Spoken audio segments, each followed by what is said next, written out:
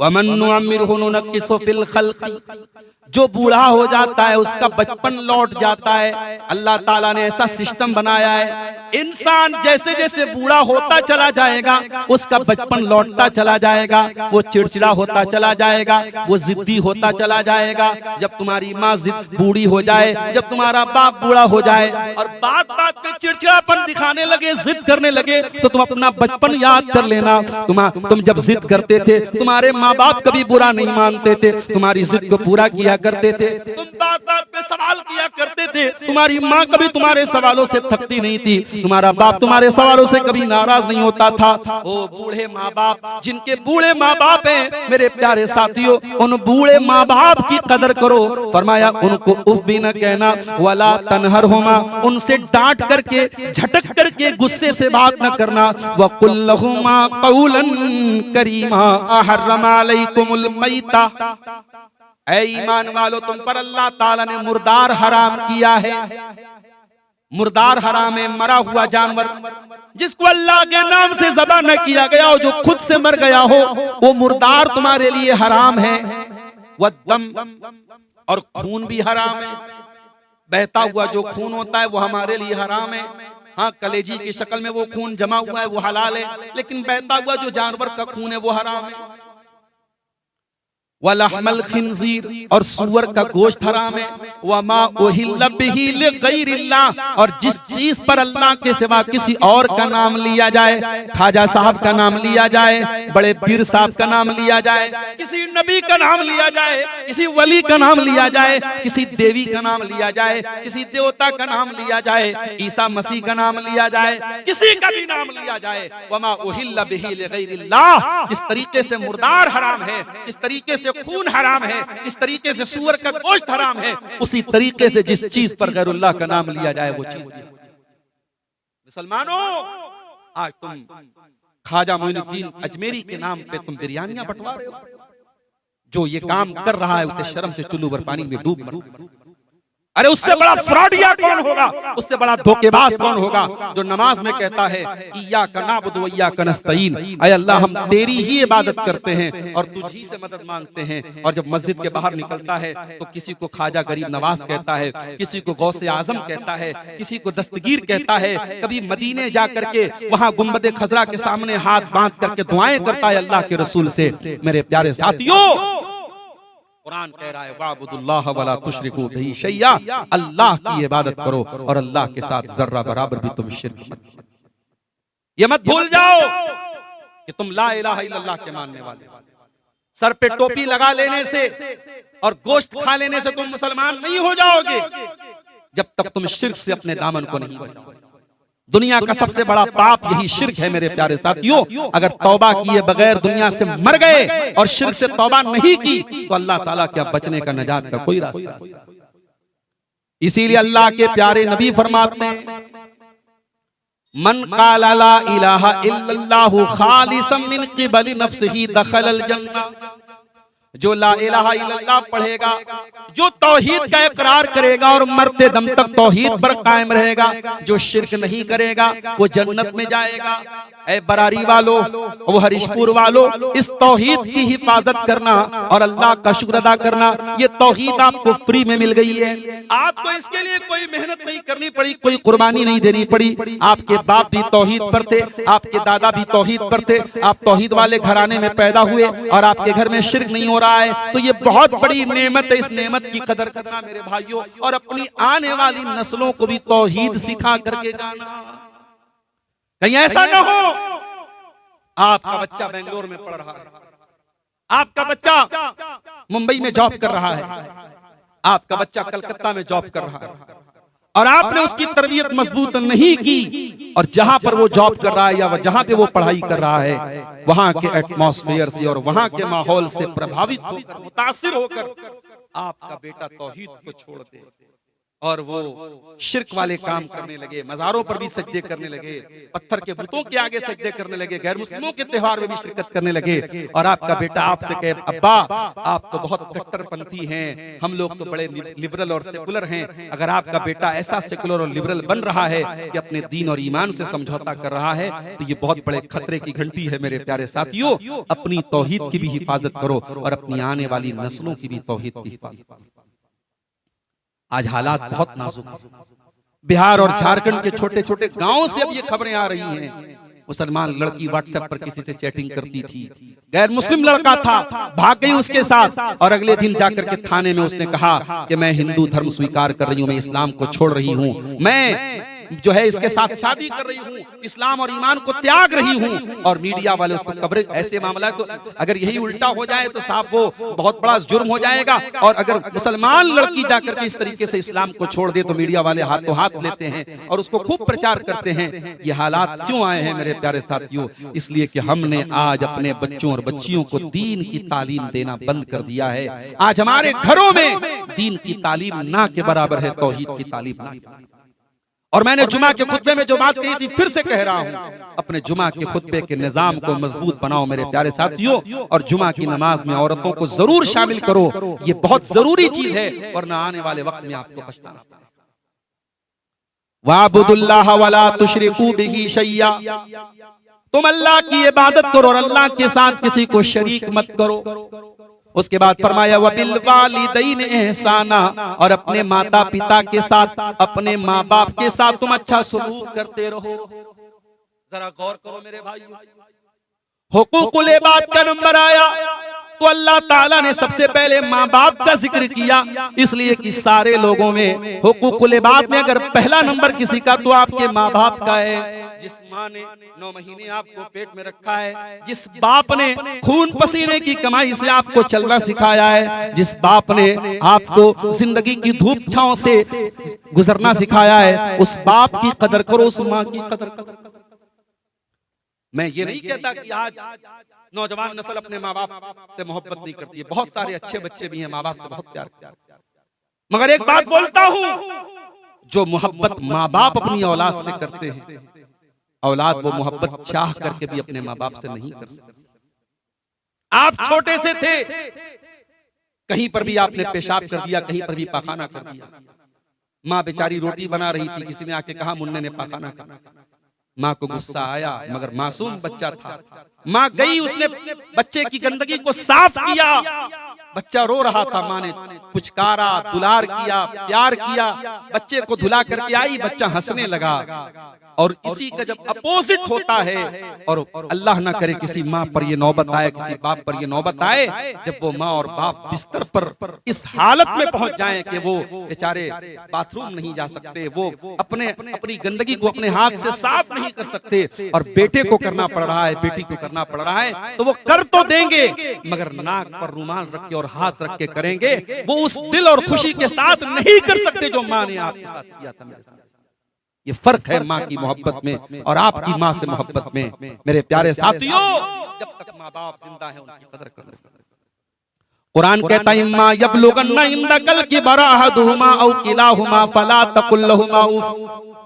जब तुम्हारे माँ बाप में से कोई एक बूढ़ा हो जाए, बंबई वगैरह में क्या हो रहा है, मुसलमानों में तो कम है, दूसरे लोगों में ये रिवाज ज्यादा है कि बूढ़े लोग हो गए तो उनको घर में नहीं रखते कि ये बूढ़ा दिन भर पक पक पक करेगा, इसको निकाल दो घर से। और वहां बूढ़ों के रहने की एक जगह होती है, ओल्ड एज होम बोलते, वहां जाकर के पैसा देते हैं कि साहब ये मेरा बूढ़ा बाप है, इसको रख लो, इसका ख्याल रखो, हम अपने घर में नहीं रख सकते, हमारे बच्चे पर जो है असर अच्छा नहीं। अल्लाह, इंसान इतना गिर जाए, बूढ़े माँ बाप तेरे घर के लिए बोझ बन गए। और उसी हमारे उत्तर प्रदेश की धरती पर ऐसा वाकया भी हमने देखा है, मुसलमान घर में ऐसा वाकया देखा है, बाप चला गया, बूढ़ी माँ बची थी बेचारी, 70-75 साल की उम्र हो गई थी बूढ़ी माँ की, बेचारी उसका पेट सही नहीं रहता था, कहीं पर भी गंदगी कर देती थी, पाखाना कर देती थी, और इकलौता बेटा था और बहू थे। बेटा और बहू जो है उस बूढ़ी माँ की खिदमत करने से जब थक गए तो उन लोगों ने एक दिन पता नहीं क्या खिला दिया उस बूढ़ी औरत को। अगले दिन उसकी लाश पाई गई, और लोगों का कहना है, चश्मदीद लोगों का कहना है कि उस बूढ़ी औरत की बॉडी देख करके ऐसा लग रहा था, उसका पूरा शरीर ऐसा नीला पड़ा हुआ था, ऐसा लग रहा था कि उसको जहर दिया गया। मेरे प्यारे साथियों, हम किस दौर में जिंदगी गुजार रहे हैं। आओ, कुरान 1400 साल पहले तुम्हें माता पिता का सम्मान करना सिखा रहा है। हाँ, इस्लाम में माँ के पैर छूने की इजाजत नहीं है, बाप के आगे झुकने की इजाजत नहीं है, क्योंकि इस्लाम में झुकना है तो सिर्फ अल्लाह के सामने झुकना है। हाँ, लेकिन जो प्रेम, जो मोहब्बत आपको माँ बाप से करनी है मेरे प्यारे साथियों, दुनिया में सबसे बड़ा अधिकार, अगर आपकी मीठी वाणी, आपकी मीठी जुबान और आपके हुस्ने सलूक के सबसे ज्यादा अगर हकदार कोई है तो आपके माँ बाप है। कुरान कहता है जब तुम्हारे माँ बाप में से कोई एक बूढ़ा हो जाए या दोनों बूढ़े हो जाए, कुरान कहता है उनको खबरदार उफ भी मत कहना। अच्छा, जानते हो इसकी वजह क्या है? अल्लाह ने बुढ़ापे का नाम क्यों दिया? इसका जवाब अल्लाह ने सूरह यासीन के अंदर दिया, वमन नुअम्मिरहु नुनक्किसु फिल खल्क़ि, जो बूढ़ा हो जाता है उसका बचपन लौट जाता है। अल्लाह ताला ने ऐसा सिस्टम बनाया है, इंसान जैसे जैसे बूढ़ा होता चला जाएगा उसका बचपन लौटता चला जाएगा, वो चिड़चिड़ा होता चला जाएगा, वो जिद्दी होता चला जाएगा। जब तुम्हारी माँ बूढ़ी हो जाए, जब तुम्हारा बाप बूढ़ा हो जाए और बात बात पे चिड़चिड़ापन दिखाने लगे, जिद करने लगे, तो तुम अपना बचपन याद कर लेना। तुम जब जिद करते थे, तुम्हारे माँ बाप कभी बुरा नहीं मानते थे, तुम्हारी जिद को पूरा किया करते थे, तुम बात बात पे सवाल किया करते थे, तुम्हारी माँ कभी तुम्हारे सवालों से थकती नहीं थी, तुम्हारा बाप तुम्हारे सवालों से कभी नाराज नहीं होता था। ओ बूढ़े माँ बाप, जिनके बूढ़े माँ बाप हैं मेरे प्यारे साथियों, उन बूढ़े माँ बाप की कदर करो। फरमाया उनको उफ भी न कहना, वला तनहरहुमा, उनसे डांट करके, झटक करके, गुस्से से बात न करना, वकुल लहुमा कौलन करीमा, उनसे अदब से बात करना, तमीज से बात करना। उसके बाद फरमाया वक़्फ़िज़ लहुमा जनाहद्दुल्ली मिनर रहमा, तुम डीएम बन जाओ, तुम एसपी बन जाओ, तुम एसएसपी बन जाओ, कमिश्नर बन जाओ, मिनिस्टर बन जाओ, तुम कुछ भी बन जाओ, जब माँ के पास जाना तो बेटा बन के जाना, जब बाप के पास बैठना तो बेटा बन के बैठना।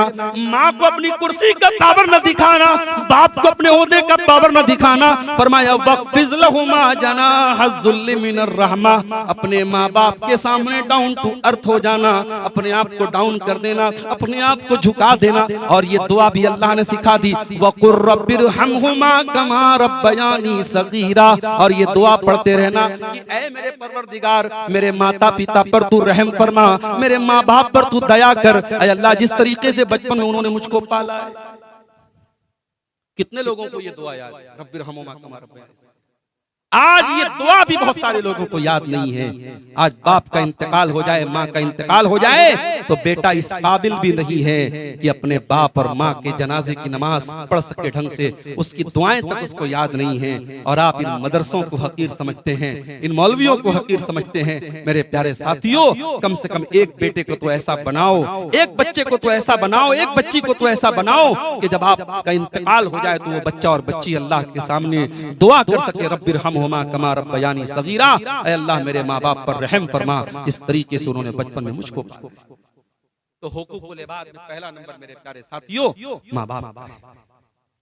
उसके बाद फरमाया वबिज़िल कुर्बा, और अपने रिश्तेदारों के साथ तुम अच्छा सलूक करो।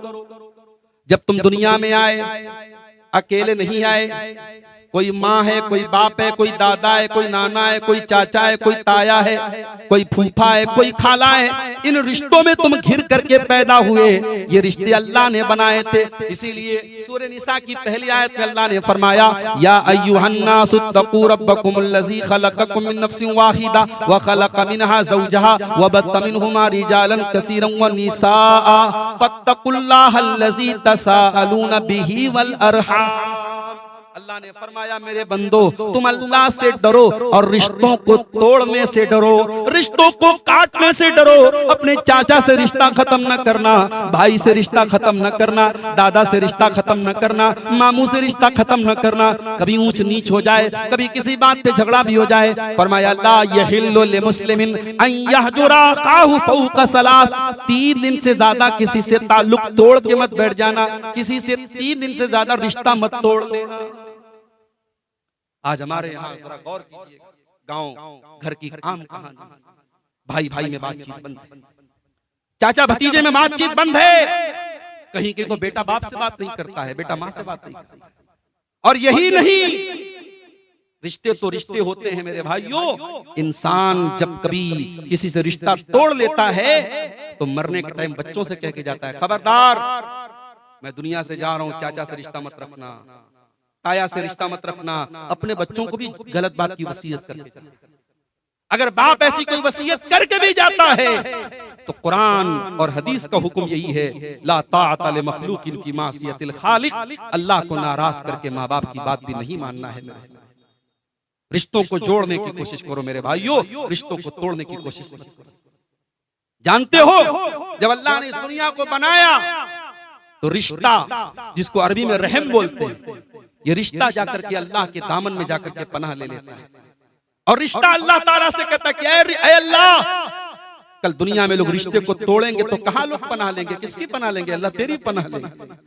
अल्लाह ने रिश्ते से फरमाया, अला अमा तरज़ीना अन असिल मन वसल की वाक़तामन क़ता की।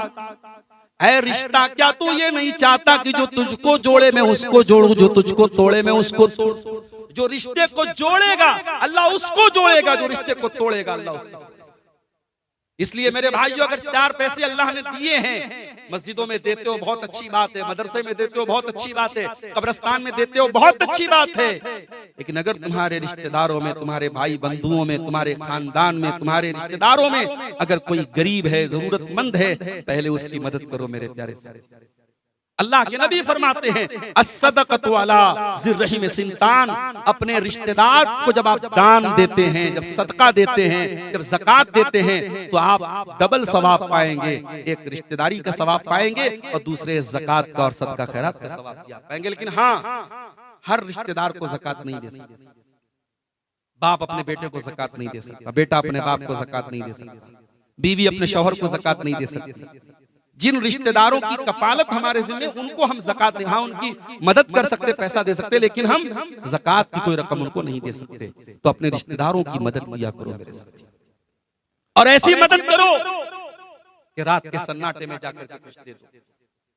तुम्हारे रिश्तेदारों में किसी गरीब की लड़की की शादी है, जाओ, ऐलान करके मत जाओ, प्रचार मत करो, फोटो लेके मत मदद करो, अकेले में जाओ, 10,000 50,000 लाख जो भी तुम दे सकते हो दे दो।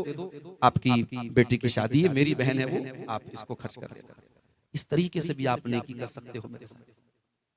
जुमा का दिन था, आज आपने फजर की नमाज अगर मस्जिद में पढ़ी होगी और इमाम साहब ने सूरे दहर पढ़ाई होगी दूसरी रकात में, तो ये आयत भी आपने सुनी होगी, वयुतइमून अत्ताआम अला हुब्बिही मिस्कीनन व यतीमन व असीरा।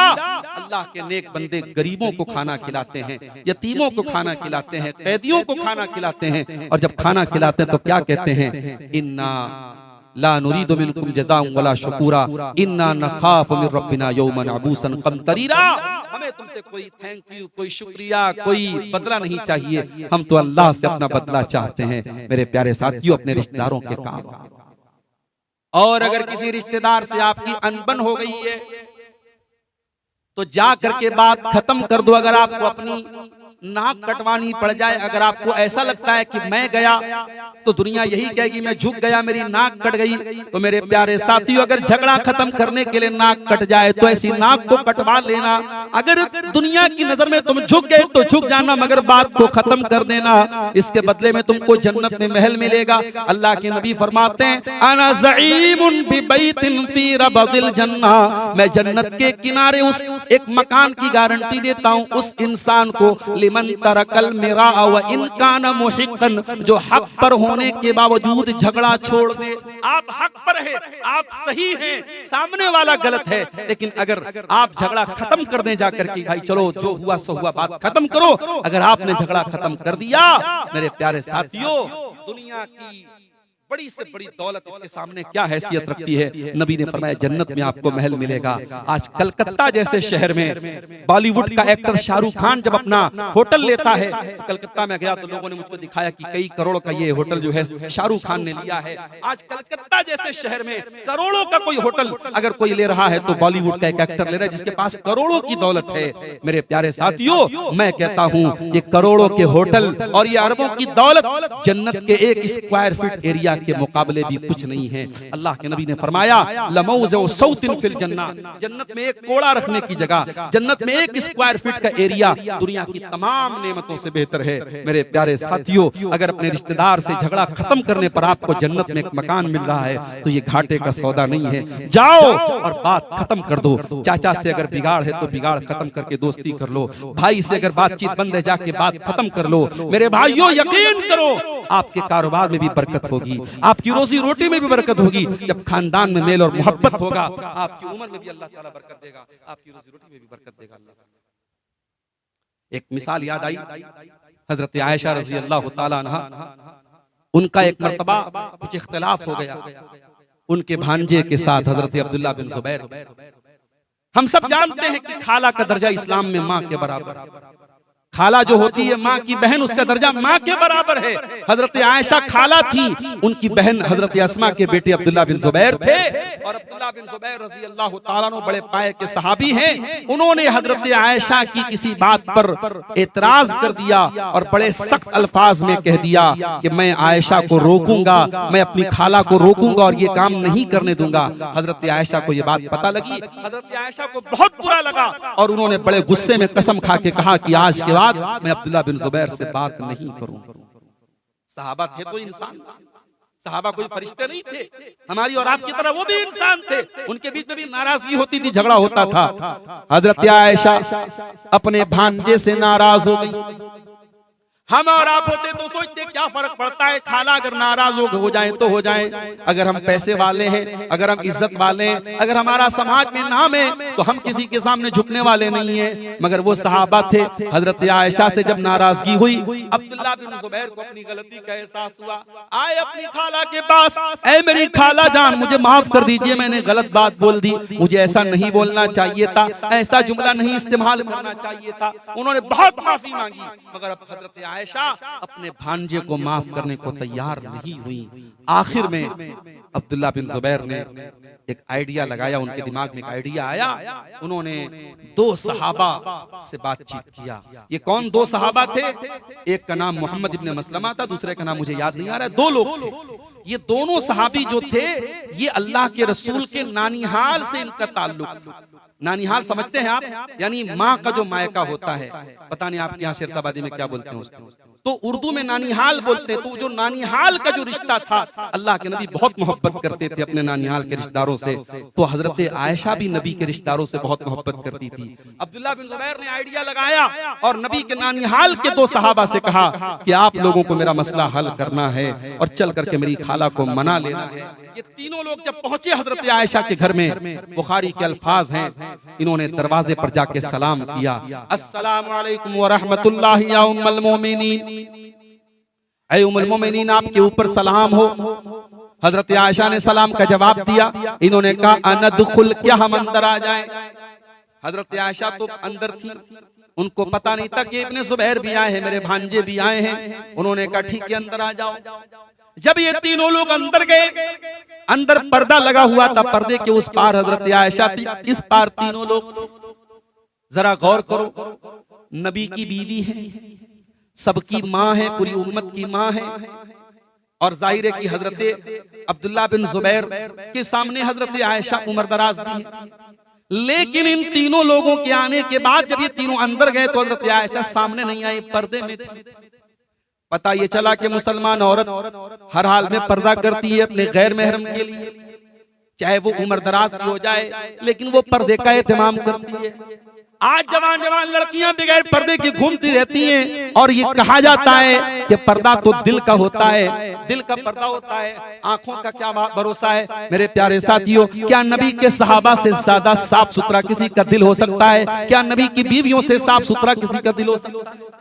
ये तीनों लोग अंदर गए, अंदर पर्दा लगा था, पर्दे के उस पार हजरत आयशा थी। जैसे ही तीनों लोग अंदर गए, अब्दुल्ला बिन जुबैर, चूंकि खाला थी उनकी, खाला तो माँ के बराबर होती है, खाला महरम होती है, गैर महरम नहीं होती है। हजरत अब्दुल्ला बिन जुबैर अंदर गए और खाला के गले लग करके फूट फूट के रोने लगे और माफी मांगने लगे कि खाला जान आपके भांजे ने गलती कर दी, मुझे नहीं ऐसा जुमला बोलना चाहिए था, हूँ तो आपकी बहन का बेटा, हूँ तो आपके बच्चे के बराबर, माफ कर दीजिए। हजरत आयशा भी रोने लगी, कहने लगी नहीं नहीं ऐ इब्न जुबैर, मैंने कसम खाई है मैं तुझसे बात नहीं करूंगी, मैं तुझसे रिश्ता नहीं रखूंगी। हजरत आयशा भी रोती चली जा रही है, इब्न जुबैर भी रोते चले जा रहे हैं, और इधर ये दोनों सहाबी भी रो रहे हैं और रोते हुए कह रहे हैं कि ऐ हजरत आयशा, ऐ उम्मुल मोमिनीन, ऐ नबी की ज़ौजे मोहतरमा, आपने तो अल्लाह के रसूल की वो हदीस सुनी होगी, आपने फरमाया कि किसी मुसलमान के लिए जायज नहीं है कि अपने मुसलमान भाई से 3 दिन से ज्यादा ताल्लुक तोड़ के रखे। ऐ अम्मा आयशा, माफ कर दीजिए अपने भांजे को, खत्म कर दीजिए बात को, 3 दिन से ज्यादा टाइम गुजर चुका है, मुनासिब नहीं है आपके लिए। जब इन लोगों ने बहुत ज्यादा प्रेशर डाला, आखिर हजरत आयशा ने माफ किया अपने भांजे को। और इस्लाम में अगर कसम कोई तोड़ दे तो उसका कफारा क्या है? एक गुलाम आजाद करना है, या 3 दिन रोजा रखना है, या 10 मिस्किन को खाना खिलाना है। मगर हजरत आयशा रजी अल्लाह तआला अन्हा ने इस कसम के कफारे के तौर पे 40 गुलाम आजाद किए। और जब इस वाक़े को हजरत आयशा याद करती थी, ज़ारो कतारो रोने लगती थी। मेरे प्यारे साथियों, रिश्तेदारों का बहुत बड़ा हक होता है। जब आप अपने सुख दुख में देखें कि आपका रिश्तेदार किस हाल में है, उसके सुख दुख का जरूर ख्याल करें। हुकूकुल इबाद में अल्लाह ताला ने वालिदैन के बाद दूसरे नंबर पे जिक्र किया है रिश्तेदार। फिर तीसरे नंबर पे फरमाया वल यतामा, यतीमों के साथ जो बच्चे अनाथ हो जाएं, जो बच्चे अनाथ हो जाएं, जिनका बाप इंतकाल कर जाए, वो बच्चा जब तक नाबालिग है वो यतीम है। उस यतीम बच्चे के साथ तुम अच्छा सलूक करो। अगर मदरसे में कोई यतीम बच्चा पढ़ रहा है, हो सके तो उसकी पढ़ाई का खर्चा जा करके उठा लो, उसके अनाज का खर्चा जा करके उठा लो, उसकी खुराकी की फीस जा करके अदा कर दो। किसी यतीम के काम आ जाओ, किसी यतीम के साथ जुल्म न करो, किसी यतीम के साथ अन्याय न करो। यतीम का बड़ा हक है मेरे प्यारे सारे। मगर आज समाज इस कदर जलील हो चुका है कि बाप की जिंदगी में अगर कोई भाई मर जाए तो दूसरा भाई अपने ही यतीम भतीजों से कहता है, जाओ तेरा बाप मर गया, अब तेरे बाप की मेरे बाप की जायदाद में तुम लोगों का कोई हिस्सा नहीं बनता है। अपने ही यतीम बच्चों, अपने ही यतीम भतीजों को अपने बाप की जायदाद में से धक्का देके निकाल दिया जाता है। और वहां पे लोगों को शरीयत याद आती है कि शरीयत का कानून यही है कि बाप की जिंदगी में बेटा मर जाए तो फिर दादा की वरासत में पोतों का हक नहीं बनता है। मेरे प्यारे साथियों, इस्लाम के कुछ कानून ऐसे भी हैं जो आपके ईमान की और आपकी इंसानियत की परीक्षा लेने। जब ये मौका आ जाए और किसी का भाई अपने बाप की जिंदगी में मर जाए तो वहां भाई को ये सोचना चाहिए कि जो हमारा भाई मर गया है, अगर मैं मरा होता और मेरे बच्चे आज अगर यतीम हुए होते तो क्या होता। वहां परीक्षा दादा की है। दादा को ये चाहिए कि जब तेरा बेटा मर गया तेरी जिंदगी में और तेरे यतीम पोते पोतियां हैं तो तुझे तो इस्लाम ने ऑप्शन दिया है, तू अपनी वरासत में 1/3 हिस्सा तू वसीयत कर सकता है। वहां पे दादा को चाहिए कि अपने पोतों और पोतियों के नाम वो वसीयत कर दे। 1/3 तक तो कर ही सकता है। और दादा अगर नहीं भी करता है तो वहां चचा लोगों की और जो उस मरहूम भाई की जो और भाई लोग हैं उनके ईमान की परीक्षा है। मेरे प्यारे साथियों, मगर हम इसका समाज में उल्टा देखते हैं। हम ये देखते हैं अपने ही यतीम भतीजों को लोग निकाल देते हैं, उनको बाप की जायदाद में हिस्सा। और वहां कहते हैं साहब शरीयत का यही कानून है। जिंदगी में शरीयत का कोई कानून याद हो चाहे ना याद हो, यहाँ पे जरूर उनको कानून याद आ जाता है और कहते हैं नहीं साहब आपका हिस्सा नहीं बनता है। मेरे प्यारे साथियों, वो यतीम है और यतीम का बड़ा हक है। नबी ने कहा यतीम के सर पे मोहब्बत से हाथ फेर दो, अल्लाह तुम्हारे दिल की सख्ती को दूर कर। उसके बाद फरमाया वल मसाकीन, और मिस्कीनों और गरीबों के साथ भी तुम अच्छा सलूक करो।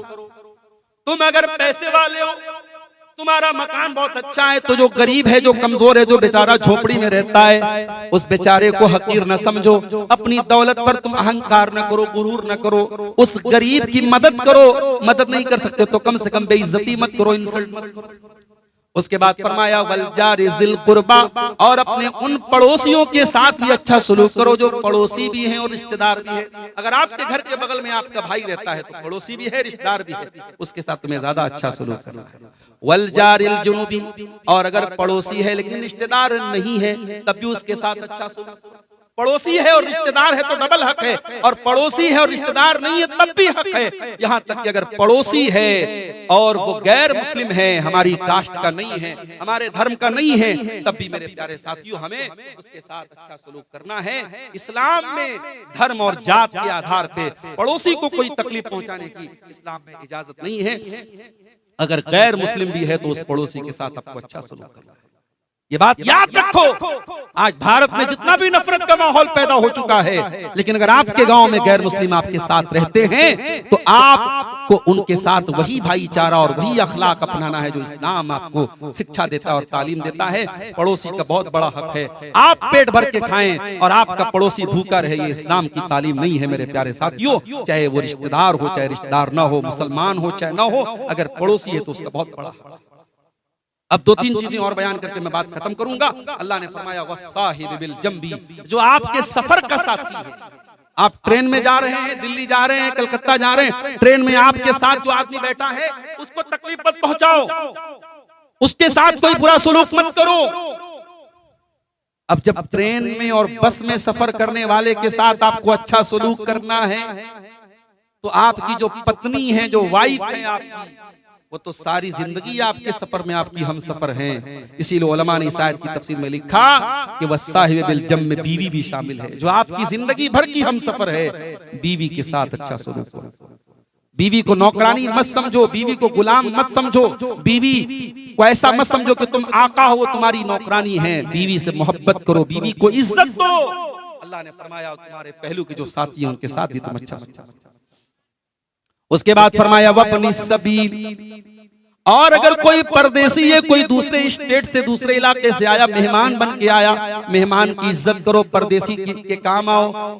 वमा मलकत ऐमानुकुम, और जो तुम्हारे गुलाम है, तुम्हारी लौंडियां हैं, जो नौकर चाकर हैं, अपने नौकरों के साथ भी तुम अच्छा सलूक करो। अगर आप कोई कंपनी चलाते हैं, कोई ऑफिस है आपका, कोई कारखाना है आपका, और आपके अंडर में कुछ लोग काम करते हैं, तो अपने नौकरों के साथ भी आप अन्याय मत कीजिए, अत्याचार मत कीजिए। जुमा के खुतबे में आपने वाकया सुना कि गुलाम को सहाबी ने ज्यादा सजा दे दी, तो नबी ने फरमाया कयामत के दिन उसका अंजाम भुगतना पड़ेगा। इसीलिए एक सहाबी ने जब अपने किसी गुलाम को बुरा भला कह दिया और उसकी माँ का नाम लेके ताना मार दिया, तो अल्लाह के नबी बहुत भड़क गए, बहुत नाराज हुए, और अल्लाह के प्यारे नबी सल्लल्लाहु अलैहि वसल्लम फरमाया कि ऐ अबू ज़र, तुमने बहुत गलत काम किया है, ये दौरे जाहिलियत वाला काम है। ऐ अबू ज़र, ये गुलाम, ये नौकर, ये भी तुम्हारे भाई हैं। अल्लाह ताला ने तुमको ऊपर बनाया, उनको नीचे बनाया, उनको तुम्हारे मातहत बनाया है। लिहाजा जो खाओ उनको खिलाओ, जो पहनो उनको पहनाओ, और उनकी ताकत से ज्यादा उनके ऊपर बोझ मत डालो। आज आप देखिए दुनिया में मजदूरों की यूनियन बनी है और यह मजदूर दिवस मनाया जाता है। 1400 साल पहले मोहम्मद अकरम सल्लल्लाहु अलैहि वसल्लम ने फरमाया कि जब मजदूर की मजदूरी दे दो, इसके पहले कि उसका पसीना सूख जाए। मजदूरों का हक भी इस्लाम ने बयान किया, गरीबों का हक भी इस्लाम ने बयान किया, गुलामों का हक भी इस्लाम ने बयान किया। मेरे प्यारे साथियों, ये अल्लाह का दीन है, ये अल्लाह की शरीयत है, और इसमें समाज के हर वर्ग का हमें ख्याल करने का हुक्म दिया गया। और आखिरी बात जो अल्लाह ने सूरह निसा की आयत में कही, फरमाया इन्नल्लाह ला युहिब्बु मन काना मुख्तालन फखूरा। अल्लाह ताला किसी अहंकारी को, किसी घमंड करने वाले को, किसी गुरूर करने वाले को पसंद नहीं करता है। अहंकार करना इब्लीस का तरीका है, अहंकार करना कारून का तरीका है, गुरूर करना फिरौन का तरीका है। जिन्होंने गुरूर किया मिट्टी में मिल गए। कारून अपने खजाने के साथ जमीन में धंसा दिया गया, फिरौन पानी में डूबा करके मार दिया गया, इब्लीस हमेशा के लिए अल्लाह की बारगाह से धुतकार दिया गया। अहंकार न करो, गुरूर न करो, और हुकूकुल इबाद का ख्याल वही रखेगा जिसके दिल में अहंकार नहीं होगा। ऐ इंसान, तुझे किस बात का अहंकार है? हकीर पानी के कतरे से पैदा इंसान, मिट्टी से पैदा इंसान, तुझे गुरूर किस बात का है? ला तमश फिल अर्ज़ मरहा, जमीन में अकड़ करके न चल। इन्नका लन तखरिकल अर्ज़ा, तू जमीन को फाड़ नहीं सकता है। वलन तबलुगल जिबाल तूला, तू पहाड़ों की बुलंदी पे नहीं चढ़ सकता है। अल्लाह की इस यूनिवर्स में, अल्लाह की इस कायनात में तेरे जमीन के जैसे जैसे न जाने कितने सैयारे खला में घूम रहे हैं। इतनी बड़ी कायनात में एक छोटा सा गोला है जिसको हम जमीन कहते हैं। उस जमीन में बहुत सारी कंट्रीज और बहुत सारे मुल्क हैं। उसमें एक छोटा सा मुल्क है भारत, और भारत के छोटे से गांव में रह करके तू अहंकार करता है। अरे उस अल्लाह के, उस क्रिएटर के पावर के सामने तेरी क्या हैसियत है। इसलिए मेरे प्यारे साथियों, अल्लाह अहंकार करने वालों को, गुरूर करने वालों को पसंद नहीं करता है। हुकूकुल इबाद के ताल्लुक से ये चंद बातें आपके सामने रखी गई हैं। हम अल्लाह से दुआ करते हैं रब्बुल आलमीन हम सबको हुकूकुल इबाद के मामले में जो कमियां और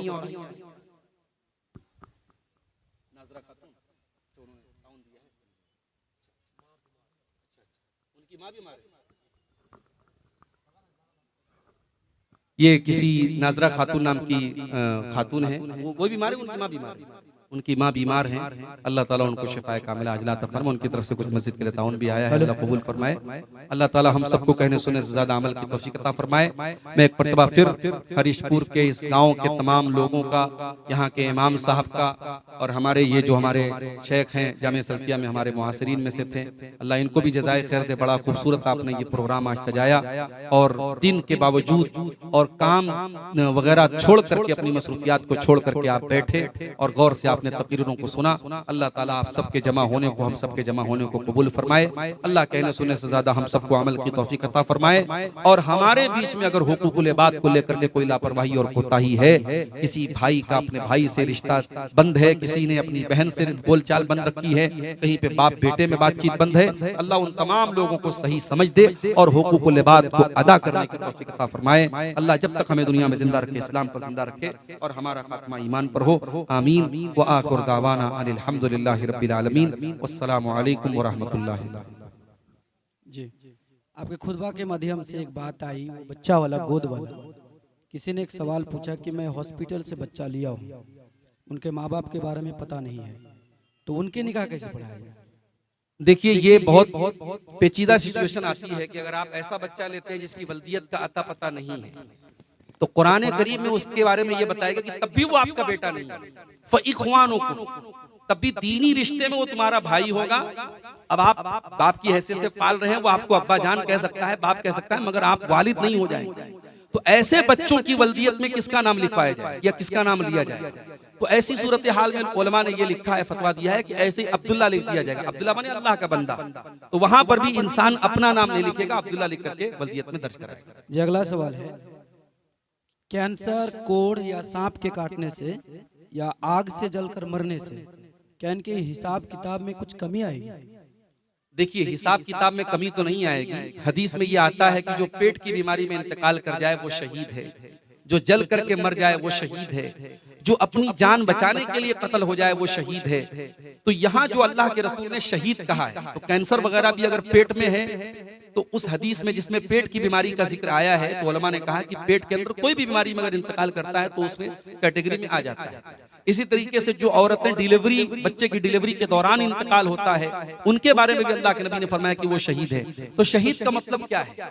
मतलब ये है कि अगर उस औरत की या उस मर्द की जिंदगी ईमान वाली थी, नेक अमल वाली थी, तो ये इस तरीके की जो मौत है, ये उसके अच्छे अंजाम की तरफ इशारा है कि उसका खात्मा अच्छा हुआ है और अल्लाह ताला के उसके साथ मामला अच्छा होगा। लेकिन इंसान सारी जिंदगी कुछ ना करे, नेकियां ना करे, गुनाह पर गुनाह करता रहे और जल के मर जाए, तो हम ये थोड़ी बोल देंगे कि उसका हिसाब किताब नहीं। ऐसा नहीं है। तो उसकी जो जिंदगी है उसके हिसाब से अल्लाह ताला के यहाँ मामला होगा। और हदीस में जो शहीद कहा गया उसका मतलब यही है कि उसका खात्मा अच्छा हुआ है। लेकिन टर्म एंड कंडीशन लागू है। एक इंसान अगर अपनी जिंदगी में ईमान पर था, नेक अमल करता था, और उसका इंतकाल मान लीजिए अगर जुमा के रात में हुआ है, तो उसको भी अच्छे खात्मे की एक अलामत बताया गया है। अगर उसका इंतकाल कुरान पढ़ते हुए हुआ है, ये अच्छी अलामत है। अगर उसका इंतकाल इन चीजों में से किसी सूरत में हुआ है, तो एक अच्छे खात्मे की अलामत है। जी, अगला सवाल है कि माँ या बाप में से उसके औलाद को उसको देख रेख करता है बुढ़ापे में, तो माँ बाप उनको ज्यादा जमीन अपनी दौलत में कुछ देता है जी, या भाई लोग खुशी से देता है या समाज के लोग दिलाता है, ये सही है? नहीं, देखिए सुनिए, अगर माँ बाप के ऐसा होता है समाज में कि एक बच्चा माँ बाप की ज्यादा केयर कर रहा है और दूसरे बच्चे माँ बाप के साथ उतनी केयर नहीं कर रहे हैं या गलत भी कर रहे हैं, तो बाप को क्या ये इजाजत है कि उस बेटे को जो उनकी खिदमत कर रहा है उसको अपनी वरासत में ज्यादा दे दें? देखिए, वरासत तो मरने के बाद तकसीम होती है, जिंदगी में बाप जो देगा वो हिबा होगा। और इस्लाम का कानून यही है कि हिबा बराबर बराबर देना पड़ेगा सारे बच्चों को। अब ये आप कह रहे हैं कि समाज खुश है, बच्चे खुश हैं, तब भी इसकी इजाजत शरई तौर पे नहीं है। और वो क्यों नहीं है वो भी सुनिए। इस्लाम में आपकी खिदमतों के हिसाब से आपको वरासत में हिस्सा नहीं मिलता है। वरासत अल्लाह का बनाया हुआ सिस्टम है, उसमें हमें छेड़छाड़ करने की इजाजत नहीं। मान लीजिए एक बेटा बाप का 40 साल का है, अब 40 साल तक बेटा बाप के साथ रहा है, बाप की सेवा किया है, सब कुछ उसने किया है। और मान लीजिए कि जब बाप मरा तो उसका कोई बेटा उसकी बीवी के पेट में, उसने तो बिल्कुल खिदमत नहीं की बाप की। वो पैदा भी हुआ है बाप के मरने के बाद, लेकिन जब वो पैदा होगा तो जितना 40 साल वाले बेटे को हक मिलेगा उतना ही बाप के मरने के बाद जो बच्चा जन्म लिया है उसको भी उतना ही हक मिलेगा। इसीलिए कुरान में जब अल्लाह ताला ने वरासत का कानून बताया तो अल्लाह ने कहा, आबाउकुम व अबनाउकुम ला तदरुना अय्युहुम अक़रबु लकुम नफ़ा, कि तुम्हारे बाप में से और तुम्हारी औलाद में से कौन तुमको ज्यादा नफा के एतबार से तुम्हारे करीब है, ये तुम नहीं जानते। ये हमारी बनाई हुई तकसीम है, इस पे तुम छेड़छाड़ मत करो। इसलिए हाँ, बाप ये कह सकता है अपने बच्चों से कि भाई मैं अल्लाह ताला क्या पकड़ मेरी हो, इसलिए मैं ऐसा कोई काम नहीं कर सकता। आप लोग अपने इस भाई को, अगर ऐसा भी होता है जैसे 5 भाई हैं, एक भाई बहुत मजबूत है माली एतबार से और कुछ भाई कमजोर हैं, तो जो भाई मजबूत है अगर वो अपनी सवाबदीद से कि भाई हमें अल्लाह ताला ने पहले ही बहुत कुछ दिया है और हम माँ बाप की उतनी सेवा भी नहीं कर पाए, हमारा छोटा भाई है तो इसको हम बाप की वरासत में ज्यादा दे देंगे, वो आपस में ज्यादा दे दे वो चलेगा, लेकिन बाप को जिंदगी में ज्यादा नहीं देना चाहिए, वरना अल्लाह के उसके अल्लाहु आलम। जी, अगला सवाल है, कोई दौलत वाला आज अपने बेटी के शादी में दामाद को हद से भी ज्यादा वो दहेज दे रहा है। जी, अगला प्रोफेसर है, कोई है, इस कारण दे रहा है जी, उनके कारण गरीब बिगड़ रहे हैं, तो क्या दहेज लेना सही है और इसकी जिम्मेदारी कौन बनेगा? देखिए, दहेज लेना गलत है और इसके बहुत सारे बुरे इफेक्ट पड़ रहे हैं। और मैं समझता हूं कि समाज में जो अमीर तबका है जब तक वो शुरुआत नहीं करेगा और वो इससे अपने दामन को नहीं बचाएगा, देखिए गरीब और मिडिल क्लास का आदमी तो कभी कभी समाज में जो रस्म बन जाती है बस उसको निभाने में बेचारा वो मर जाता है। जो समाज में चल पड़ा है बस उसको करना है, चाहे खेत बेच के करना है, बैंक से लोन लेके करना है तो करना है। तो जो जिसको अल्लाह ताला ने ताकत दी है और वो फिर भी अवॉइड कर रहा है तो वहां से ये बुराई खत्म होगी। और जो चीज गलत है सो गलत है, गरीब ले दे रहा है तो भी गलत है, अमीर जो ले रहा है वो भी गलत है। और हम ये भी नहीं कह सकते पूरी तरीके से अमीर लोग ही दोषी हैं, पूरे समाज को मिलकर के। आपके इसी भारत में आप हरियाणा के गांव की खबर बहुत आई थी, अखबार पे वायरल हुई थी, पूरा अहले हदीसों का गांव है, मेवातियों का गांव है। उस गांव के लोगों ने ये अपने यहाँ कानून पास कर लिया कि हमारे यहाँ कोई जहेज का लेन देन नहीं करेगा, जो करेगा हम बरादरी से उसको बाहर कर देंगे। वहां इस पर अमल हो रहा है अल्हम्दुलिल्लाह, वहां कोई दिक्कत नहीं है। तो आप भी अपने यहाँ बहुत सारी चीजें आप कानून बना सकते हैं ताकि लोग उसका पालन करें। अभी हमारे बनारस में जैसे आपके यहाँ शेरशाबादी समाज का एक एसोसिएशन है, हमारे यहाँ अंसारी बिरादरी के लोग ज्यादा हैं, उनकी भी अपनी एक एसोसिएशन है, उनके भी सरदार हैं। तो सरदार लोगों ने ये तय किया कि शादी जो होगी तो बारात नहीं जाएगी, या जाएगी तो बस 20 से 25 लोग जाएंगे और खाने में जो है 10-10 तरीके का आइटम नहीं रहेगा, नॉर्मल जो खाना रहेगा वो खाना रहेगा। लोगों ने कानून बनाया और अल्हम्दुलिल्लाह 100% तो नहीं 80% अमल हो रहा है। तो आप जब कोशिश करेंगे तो इंशाअल्लाह उसका अमल असर भी होगा इंशाअल्लाह। मेरा आखिरी सवाल है, क्या जन्नत किस्मत में लिखी हुई है? जन्नत यकीनन किस्मत में लिखी है, क्योंकि अल्लाह के नबी की हदीस है कि जब बच्चा माँ के पेट में 120 दिन का होता है, जब 4 महीने का होता है तो अल्लाह ताला 4 चीजें लिखता है। उसमें एक चीज ये लिखता है कि बंदा कितना जिएगा, उसकी उम्र क्या होगी, उसकी रोजी रोटी क्या होगी, वो अमल क्या करेगा, और वो बच्चा वो इंसान जन्नती होगा या जहन्नमी होगा, ये भी लिखा है। अब सवाल ये है कि जब लिखा हुआ है तो फिर हम अमल क्यों करें? तो इस सवाल का जवाब ये कि क्या आपको पता है कि आपकी किस्मत में क्या लिखा हुआ है? आपकी तकदीर लिखी है मगर ये अल्लाह को पता है, आपको नहीं पता है। आपके हिस्से की रोजी रोटी लिखी है, लेकिन क्या आप घर में बैठे रहेंगे? हम दुकान पर नहीं जाएंगे, हमारे हिस्से की रोजी लिखी है। तो रोजी लिखने का मतलब ये नहीं कि आप घर बैठे रहेंगे तो रोजी मिलेगी। इसी तरीके से जब आप जन्नती हैं, अगर आपकी तकदीर में जन्नत लिखी है तो अल्लाह ताला आपको उसी अमल की तौफीक भी देगा। इसीलिए अगर आप नमाज पढ़ते हैं तो इसमें अपना बहुत कमाल मत समझिए, अल्लाह तौफीक दे रहा है। और बहुत सारे लोग ऐसे सारी जिंदगी वो नेक अमल करते हैं और मरने के पहले शिर्क कर देते हैं, कुफ्र कर देते हैं और जहन्नम में चले जाते हैं। तो वहां तकदीर ही की वजह से ऐसा होता है। इसलिए हमें और आपको यकीनन इस बात पर ईमान है कि हमारी तकदीर लिखी है और तकदीर में यह भी लिखा है कि हम जन्नत में जाएंगे कि जहन्नम में, लेकिन हमें वो तकदीर पता नहीं है। इसलिए हम अल्लाह से जन्नत का सवाल भी करेंगे और जन्नत में ले जाने वाला अमल करेंगे और जहन्नम से बचने वाला अमल करेंगे। अल्लाह के नबी की हदीस है कि तुम तकदीर जानते नहीं हो, लिहाजा तुम अमल करो और जिस चीज की तुम्हारी तकदीर में जो चीज लिखी गई है वो रास्ता तुम्हारे लिए आसान कर दिया जाएगा इंशाअल्लाह। ठीक है, ठीक है, जज़ाकुल्लाह है, तमाशा नहीं है, जहां में है इबरत के हर सू नमूने, मगर तुझको अंधा किया रंगो बूने, कभी गौर से भी ये देखा है तूने, जो मामूर थे वो महल अब है सूने, जगह जी लगाने की दुनिया नहीं है, ये इबरत की जा है, तमाशा नहीं है। मिले खाक में अहल शाह कैसे कैसे, मकी हो गए ला मका कैसे कैसे, हुए नामवर बे निशा कैसे कैसे, जमी खा गई आसमां कैसे कैसे, जगह जी लगाने की दुनिया नहीं है, ये इबरत की जा है, तमाशा नहीं है। अजल ने न किसरा ही छोड़ा न दारा, इसी से सिकंदर सफातेह बिहारा। अजल ने न किसरा ही छोड़ा न दारा, इसी से सिकंदर सफाते बिहारा।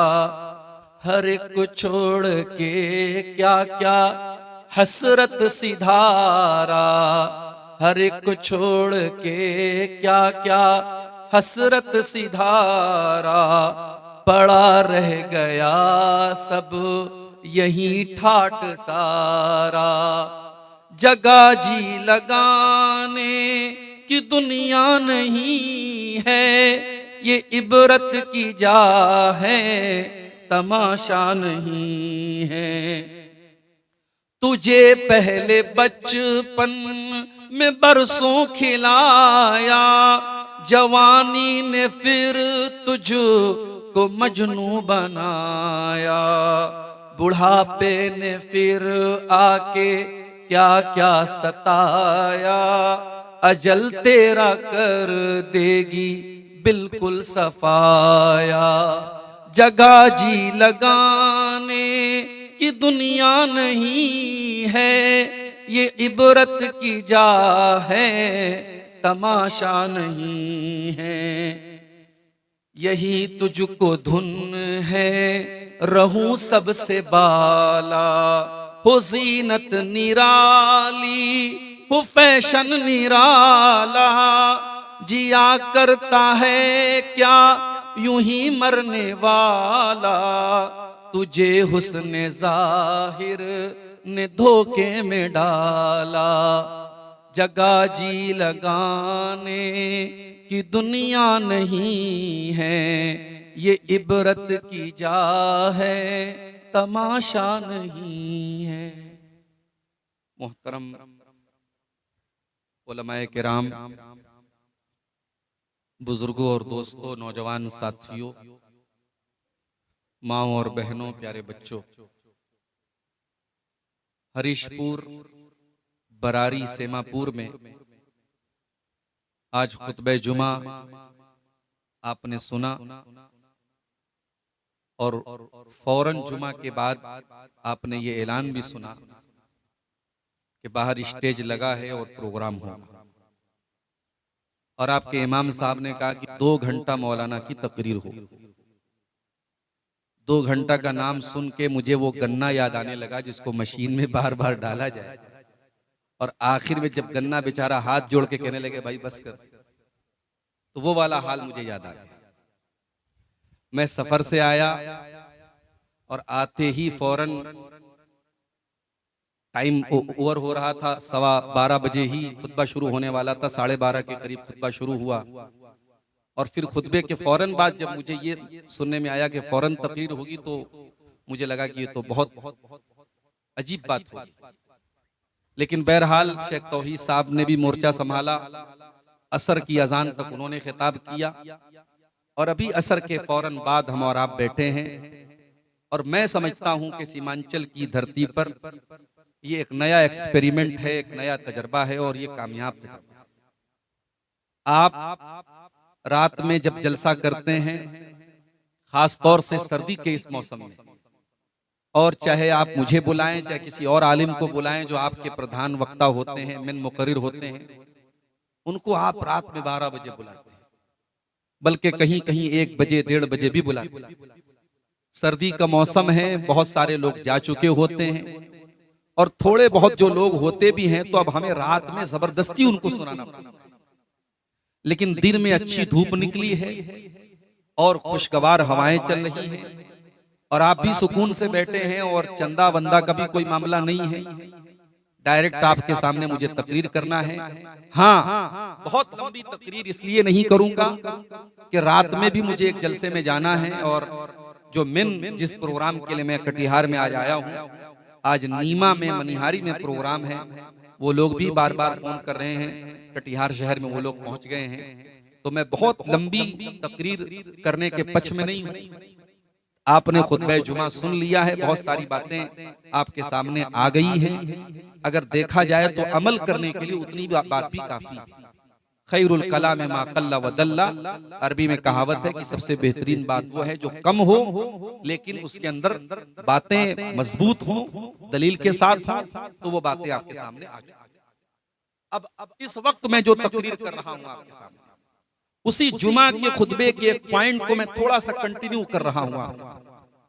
आपने सुना होगा खुतबे जुमा में मैंने एक बात पर ज्यादा आपका ध्यान आकर्षित किया था, तवज्जो मैंने दिलाई थी कि अल्लाह की अदालत में हमें और आपको हुकूकुल इबाद के बारे में भी सवाल का जवाब देना पड़ा, और हुकूकुल्लाह जिसका ताल्लुक अल्लाह से है उसका भी सवाल होगा। अगर हमने नमाज नहीं पढ़ी, ये हुकूकुल्लाह है, इसका सवाल होगा। जानबूझ करके हमने रमजान का रोजा अगर छोड़ दिया, हमें उसका भी हिसाब देना पड़ेगा। हमारे माल पर ज़कात फर्ज थी और हमने ज़कात नहीं दी, ज़कात में टाल मटोल की, ज़कात में चोरी की, उसका भी हमको हिसाब देना पड़ेगा। हमारे पास इतनी ताकत है कि हम हज कर सकते थे और हमने हज नहीं किया, ये भी, इसका भी हिसाब हमको देना पड़ेगा। ये हुकूकुल्लाह में से। लेकिन जो हुकूकुल इबाद से जिसका ताल्लुक होगा, अगर हमने किसी का पैसा लेकर के हमने नाजायज तरीके से उस पर जुल्म किया हो, किसी को जबान से तकलीफ पहुंचाई हो, किसी को गाली दी हो, किसी की इज्जत पर हमला किया हो, किसी की गीबत की हो, किसी का कर्जा लेकर के बैठ गए होंगे, किसी की जमीन पर नाजायज कब्जा कर लिया होगा, किसी का वरासत में जो हक बनता था बहन का, बेटी का, उसका हमने हक नहीं दिया होगा, तो ये हुकूकुल इबाद है और इसका हिसाब हमें कयामत के दिन देना भी पड़ेगा। और अगर हमने दुनिया में नहीं दिया है तो हमें बहुत खतरनाक कीमत चुकानी पड़ेगी। आपका कटिहार शहर और आपका ये जिला कटिहार नेपाल बॉर्डर से बहुत ज्यादा दूर नहीं। नेपाल का पैसा आप इंडिया में लेके आए, कोई लेने के लिए जल्दी तैयार नहीं होगा। बॉर्डर पे चाहे कोई ले ले, लेकिन दूर कोई लेने के लिए तैयार नहीं। करेंसी अलग अलग। आप हज करने जाते हैं, उम्रा करने जाते हैं, आपको यहीं से रियाल लेना पड़ता है। 24-25 रुपये का एक रियाल आपका मिलता है। आप सऊदी अरब में जाकर के कोल्ड ड्रिंक मांगेंगे, पानी मांगेंगे, और इंडिया का 500 का नोट दिखाएंगे, गांधी जी का फोटो दिखाएंगे, वो कहेगा नहीं भाई, वो कहेगा माफ करो मैं ये नहीं ले सकता, ये हमारे देश की करेंसी नहीं है, आपको सऊदी अरब का रियाल देना। मेरे प्यारे साथियों, हमने हुकूकुल इबाद में अगर कोई कोताही की होगी तो कयामत के दिन हम पैसे के बदले पैसा दे करके छूट नहीं पाएंगे। वहां हमारे पास दुनिया की करेंसी नहीं होगी, वहां की करेंसी क्या होगी? आइए अल्लाह के रसूल की हदीस की रोशनी में आपको समझाने की कोशिश करता हूं। अल्लाह के प्यारे नबी अपने सहाबा से पूछते हैं, अतदरून मल मुफलिस, क्या तुम जानते हो मुफलिस कौन है, गरीब कौन है, फकीर कौन है? साहबा ने कहा, अल्लाह के रसूल, गरीब वो आदमी है जिसके पास रुपया पैसा ना हो, दिरहम ना हो, दिनार ना हो। आपने फरमाया, अल मुफलिसु फी उम्मती मन याती यौमल क़ियामति बिसलातिन व सियामिन व सदक़तिन। मेरी उम्मत में सबसे गरीब आदमी, सबसे फकीर आदमी, सबसे कल्लाश आदमी वो होगा जो कयामत के दिन नमाज भी लेकर के आएगा, रोजा भी लेकर के आएगा, सदका खैरात भी लेकर के आएगा, दान वगैरह भी उसने दिया होगा। वयाती कद शतम हाजा व कज़फ हाजा व अकल माला हाजा, लेकिन किसी को गाली दिया होगा, किसी पर झूठा इल्जाम लगाया होगा, किसी का माल नाजायज तरीके से खाया होगा। हाजा मिन हसनाती व हाजा मिन हसनातिही, उसकी नेकियां उन लोगों को बांट दी जाएंगी, उसकी नमाजें दे दी जाएंगी, उसका रोजा दे दिया जाएगा, उसका सदका खैरात दे दिया जाएगा जिन लोगों का उसने हक मारा होगा। फ़इन फ़नियत हसनातुहु, और जब उसकी नेकियां खत्म हो जाएंगी और अभी भी कुछ लोग लाइन में खड़े हैं, अय अल्लाह इसने मेरा भी हक मारा था, अय अल्लाह इसने मेरे हुकूकुल इबाद पर हमला किया था, अय अल्लाह इसने मुझे भी ज़बान से तकलीफ पहुंचाई थी। अल्लाह के रसूल फरमाते हैं, फिर उन लोगों के गुनाह इसके ऊपर ला दे जाएं, जिसको इसने जिसका हक मारा होगा उन तमाम लोगों के गुनाह इसके ऊपर लादे जाएंगे। और वो इंसान जो दुनिया से नेकियां लेकर के चला था, रोजे लेकर के चला था, नमाज लेकर के चला था, सदका और खैरात लेके चला था, अब उसका हाल क्या हो जाएगा? वो गुनाहों से लथपथ हो जाएगा, वो गुनाहों से भर जाएगा। सुम्मा युतरहु फिन्नार, और फिर उसको जहन्नम में फेंक दिया जाएगा। अल्लाह, ये है हुकूकुल इबाद में कोताही का अंजाम। मेरे प्यारे साथियों, आप जानते हैं इस्लाम में शहीद का कितना बड़ा मकाम है? जो अल्लाह की राह में शहीद हो जाए, कुरान कहता है, वला तक़ूलू लिमन युक़तलु फी सबीलिल्लाहि अमवात, जो अल्लाह की राह में शहीद हो जाएं उनको मुर्दा न कहो, बल अहयाउन इंदा रब्बिहिम युरज़क़ून, वो अपने रब के पास जिंदा हैं, वो अपने रब के पास बड़ी बेहतरीन जिंदगी गुजार रहे हैं, अपने रब के पास वो रोजी पा रहे हैं। वो अल्लाह के नबी हदीस में फरमाते हैं, जो अल्लाह की राह में शहीद हो जाता है उन शुहदा की रूहों को अल्लाह ताला परिंदों के अंदर डाल देता है, और वो परिंदे जन्नत की सैर करते हैं, जन्नत के बागात की सैर करते हैं। इतना बड़ा मकाम है शहीद। लेकिन अगर शहीद भी हुकूकुल इबाद में कोताही करेगा, अल्लाह के प्यारे नबी फरमाते हैं, युग़फ़रु लिश्शहीद कुल्लु ज़ंबिन इल्ला दईन, जो अल्लाह की राह में शहीद हो जाता है उसके सारे के सारे गुनाह माफ हो जाते हैं, मगर कर्जा माफ नहीं होता। अगर उसने दुनिया में कर्जा लिया है और कर्जा नहीं दिया है तो उस कर्जे का हिसाब उसको कयामत के दिन देना पड़ेगा, क्योंकि कर्जे का ताल्लुक हुकूकुल इबाद से। हमारे यहाँ बाप के मरने के बाद औलाद आपस में झगड़ा करती है, ये खेत मेरा है, ये मकान मेरा है, ये जायदाद मेरी है। आज बाप की जायदाद की बड़ी चिंता है तुम्हें, बाप के कर्जे की भी चिंता है। पता लगाओ तुम्हारे बाप ने किससे किससे कर्जा लिया था। अल्लाह के नबी ने फरमाया, आप दुआ करते थे, आप कर्जे से अल्लाह ताला की पनाह मांगा करते थे, अल्लाहुम्मा इन्नी अऊज़ु बिका मिनल मातमी वल मगरम। हर नमाज में आप ये दुआ करते थे, अल्लाह मैं तेरी पनाह चाहता हूँ गुनाहों से, और मैं तेरी पनाह चाहता हूँ कर्जे से। कर्जा बड़ी खतरनाक चीज है मेरे साथ। इसलिए इस्लाम का कानून है, इंतकाल के बाद सबसे पहला काम क्या किया जाएगा? मरने वाले की तजहीज़ व तकफीन उसके माल से की जाएगी। मरने वाला जो माल छोड़ के जाएगा उसी माल में से उसकी कब्र तैयार होगी, उसका कफन तैयार होगा, उसका जनाजा तैयार होगा। हाँ, कोई रिश्तेदार जिम्मेदारी ले ले, बेटे जिम्मेदारी ले ले, अलग बात है, वरना पहला काम क्या किया जाएगा? उसके कफन दफन का इंतजाम उसके माल में से किया जाएगा। दूसरा काम क्या किया जाएगा? अगर मैयत के ऊपर कर्जा है तो कर्जों का पता लगा करके कर्जा अदा किया जाएगा।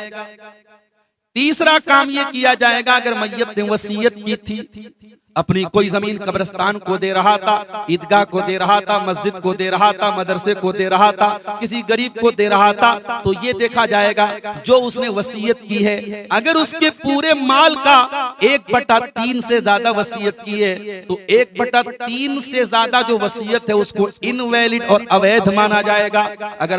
अगर मान लो वो 30 लाख रुपया छोड़ के गया है, तो 10 लाख रुपए से ज्यादा की वसीयत वो नहीं कर सकता, अगर करेगा तो नहीं माना जाएगा। सिर्फ 10 लाख, अगर 30 लाख छोड़ के गया है तो 10 लाख रुपए की वसीयत पर अमल किया जाएगा।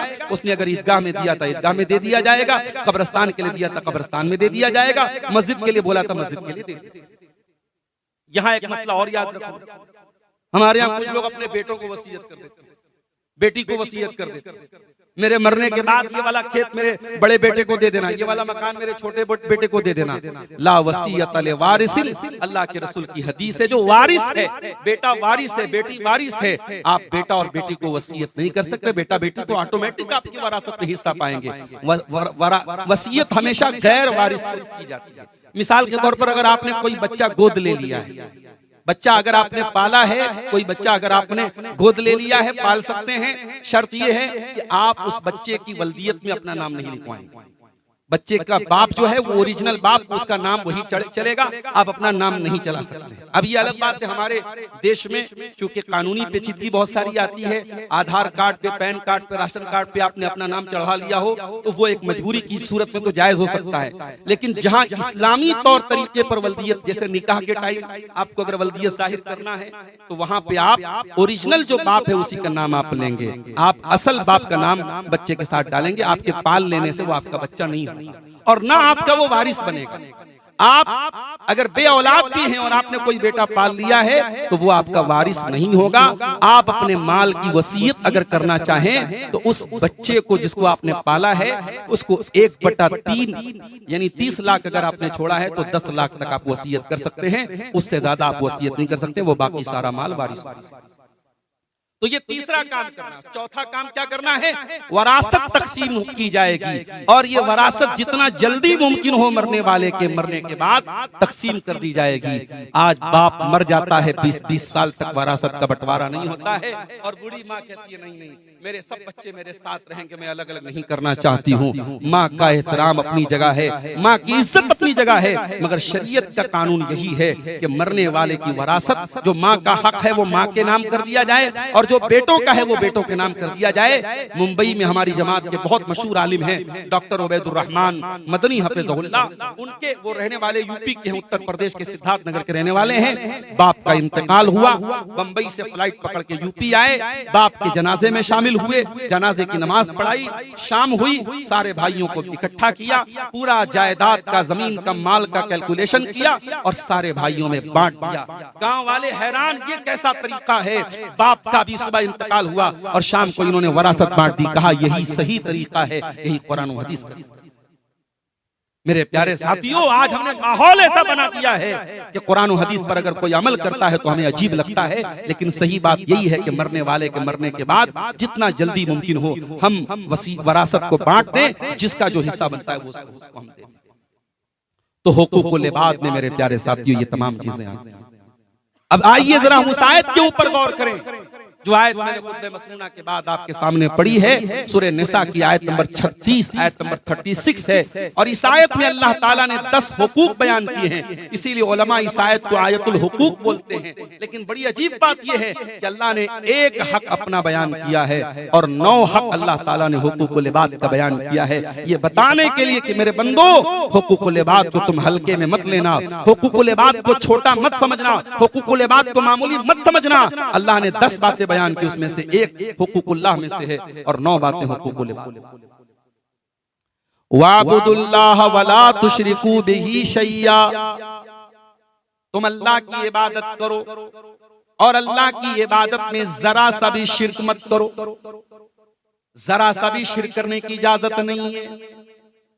ड्राइवर गाड़ी चला रहा है, सामने से बिल्ली रास्ता काट दे और ड्राइवर के दिमाग में ये आ जाए बिल्ली ने रास्ता काट दिया तो बड़ा खतरा हो गया, अब सामने एक्सीडेंट भी हो सकता है। ये सोच भी मेरे प्यारे साथियों तौहीद के खिलाफ। माँ बच्चे को मालिश कर रही है और मालिश करने के बाद माँ अपने बच्चे की पेशानी पर काजल का टीका लगाती है। पूछो क्यों लगाती हो? कहती काजल का टीका लगाने से नजर नहीं लगती है। पूछो तुमको किसने बताया? क्या कुरान ने बताया? क्या नबी ने बताया? क्या सहाबा ने बताया कि बच्चे को काजल का टीका लगाने से तुमको नजर नहीं लगेगी? मेरे प्यारे भाइयों, मेरी प्यारी माँ और बहनों, ये बच्चे को नजर से बचाने के लिए काजल का टीका लगाना ये भी तौहीद के खिलाफ है, ये भी शिर्क की एक किस्म है। मैं ये नहीं कह रहा हूं कि ये इतना कर देने से कोई इस्लाम से खारिज हो गया। शिर्क की भी बहुत सारी कैटेगरी होती है, मगर ये भी एक तरीके का शिर्क है कि आप एक काजल के टीके के बारे में ये अकीदा रखें कि काजल का टीका हमारे बच्चे को नजर बद से बचाए। बहुत सारे समाज में, मुसलमानों के मुआशरे में शादीशुदा औरतें मंगलसूत्र पहनती हैं। पूछो ये क्या है? कहती है सुहाग की निशानी। माफ करना, इस्लाम में औरत के लिए सुहाग की उसके जिस्मानी एतबार से कोई निशानी नहीं। सुहाग की निशानी न तेरा मंगलसूत्र है, न तेरे हाथ की चूड़ी है, न तेरे बालों का गजरा है, न तेरा जेवरात है। इस्लाम में शादीशुदा औरत की कोई ऐसी जाहिरी निशानी नहीं है। और ये मंगलसूत्र आपके इस्लाम का इसका कोई कॉन्सेप्ट नहीं, ये गैर मुस्लिमों के यहाँ एक कॉन्सेप्ट है। उनके यहाँ मंगलसूत्र जो होता है उसके बारे में ये अकीदा होता है कि जब तक मंगलसूत्र है गले में तब तक मंगल मंगल रहेगा।